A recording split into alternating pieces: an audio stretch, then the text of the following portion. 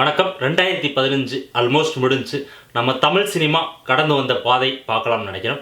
First நம்ம Tamil cinema 2015ல் மிகப்பெரிய ஜாம்போனான MSV ஐயா, ஆச்சி மனோரமா, அப்புறம் எடிட்டர் கிஷோர், இவங்க 3 பேர்த்தையும் இழந்தோம். இவங்களோட இழப்பு பெரிய தமிழ் சினிமாவுக்கே ஒரு பெரிய இழப்பு. இவங்க 3 பேர்த்தோட இழப்பையும் யாராலையுமே பூர்த்தி செய்ய முடியாத மிகப்பெரிய ஜாம்பவான்கள் இவங்க 3 பேரும். அடுத்தபடியாக 2015ல் மிகப்பெரிய இஷ்யூவான சிங்காரவேலன் இஷ்யூ, அடுத்து புலி ஐடி ரைடு, அப்புறம் நம்ம தமிழ் சினிமா எலெக்ஷன், நடிகர் சங்கம் எலெக்ஷன், அதில் சரத்குமார் தரப்பிற்கும் விஷால் தரப்பிற்கும் இடைந்த மிகப்பெரிய ஒரு வாக்குவாதம், அது மீடியா லெவலில் பயங்கரமாக ப்ரொஜெக்ட் ஆகி இப்படி பல பிரச்சனைகளில் 2015 ஒரு வழியாக இனிதே முடிவடையுது. 2015 வருஷம் தமிழ் சினிமாவில் நிறைய படம் வெளிவந்துச்சு.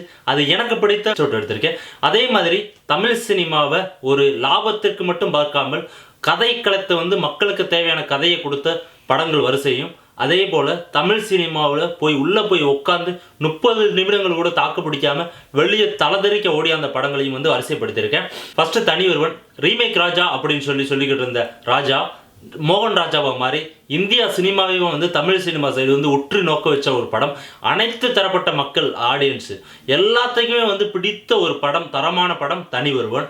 காஞ்சனா 2 திகில் படத்தை ஒரு குறிப்பிட்ட மக்கள் மட்டும்தான் பார்க்க முடியும் அப்படின்ற இதை உடைச்சு திகில் படத்துக்குள்ள காமெடியை கலந்து குழந்தைகள் முதல் பெரியவர்கள் வரை எல்லாருமே தியேட்டருக்கு உட்கார்ந்து பார்க்க வச்சது தான் லாரன்ஸ். 3வது காக்கா முட்டை, எம் மணிகண்டன் வெகுஜன ரசிகர்களை எல்லாத்தையுமே பார்க்க வச்ச படம். இந்த படம் மாஸ் கிளாஸ் 2 ரசிகர்களையும் தியேட்டர் சைடு உட்கார்ந்து 2 பேருக்குமே திருப்திப்படுத்தின படம் காக்கா முட்டை. 4வது பாகுபலி, அதாவது ஒரு பிரம்மாண்டமான படத்தை எடுத்து ஆங்கில படத்துக்கு ஈக்குவலா நம்ம இந்தியன் சினிமாவை எல்லாத்தையுமே திரும்பி பார்க்க வச்ச படம் ராஜமௌலியின் பாகுபலி. குற்றம் கடிதல், காக்கா முட்டைக்கு அப்புறம் வந்த ஒரு யதார்த்தமான சினிமா, உலக சினிமாவே தமிழ் சினிமா சரி உற்று பார்க்க வைத்த ஒரு படம் குற்றம் கடிதல். இந்த படம் ஒரு யதார்த்தமான ஒரு கதையை எடுத்து எல்லாருக்குமே பிடித்தது மாதிரி கொடுத்திருந்தாரு. 6வது பாபநாசம். கமல் படம் பார்த்தீங்கன்னா ஒரு சில ரசிகர்கள் மட்டும்தான் பிடிக்கும். ஆனால் இந்த பாபநாசம் எல்லா ரசிகர்களையும் திருப்திப்படுத்திய ஒரே படம். இந்த சமீபத்தில் வெளியான கமல் படம் பார்த்தீங்கன்னா பாபநாசம் சொல்ல முடியும். 7வது 36 வயது நிலை, ஜோதிகாவுக்கு ரீஎன்ட்ரி. அனைத்து தரப்பட்ட பெண்களின் மத்தியில் நல்ல வரவேற்பு கொடுத்த படம். ஏன்னா இது ஒரு பெண்களுக்கு எந்த மாதிரி அவங்க கரண்டாக லைஃப்பில் கல்யாணத்துக்கு அப்புறம் ஃபேஸ் பண்ணுறாங்க, அவங்களுக்கு ஒரு பாசிட்டிவ் எனர்ஜியை ஜோதிகா வடிவில் கொடுத்த படம் தான் 36 வயது நிலை. 8வது ஓ காதல் கண்மணி, மணிரத்னம் துருதுருவான ஒரு லவ் ஸ்டோரியை பேஸ் பண்ணி பிசி ஸ்ரீராம் மூலியமாக ரொம்ப கலர்ஃபுல்லாக கொடுத்த படம் தான் ஓ காதல் கண்மணி. 9வது இடத்துல விக்ரம் என்ன ஒரு மகத்தான நடிகன். கிட்டத்தட்ட ஒரு 2.5 ஆண்டுகள் அவரோட நடிப்புக்காண்டி, அவர் கொடுத்த உழைப்புக்காண்டி இந்த இடத்த அவர் கொடுக்க வேண்டியது இருந்துச்சு.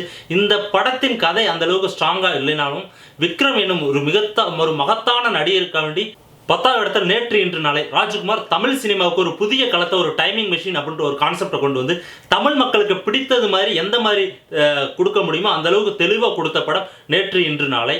இதுதான் என்னோட டாப் 10 வரிசை.